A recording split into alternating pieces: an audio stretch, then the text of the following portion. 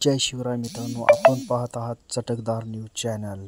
गोलीगत धोका म्हणजे सोशल मीडियावर धमाकेव घालणारा आणि झुकपूक करत बिग बॉस मराठीचं सीझन गाजवणारा असलेला स्टार सूरज चव्हाण आता रुपेरी पडद्यावर झळकणार आहे.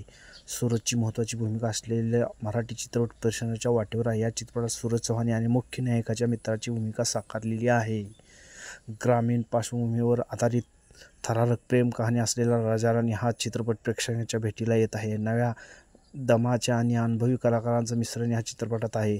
अभिनेता रोहन पाटील आणि अभिनेत्री वैष्णवी शिंदे ही जोडी पहिल्यांदाच एकत्र या चित्रपटाच्या माध्यमातून रुपेरी पडद्यावर झळकणार आहे. राजा राणीच्या माध्यमातून सूरज चव्हाण ही आता मोठ्या पडद्यावर झळकणार आहे.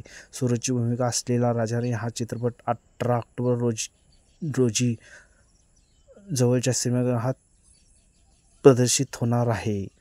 अभिनेता रोहन पाटील यांनी ABP माझाशी बोलताना सांगितले की या चित्रपटाच्या माध्यमातून सूरज मराठी सिनेसृष्टीत झळकणार आहे.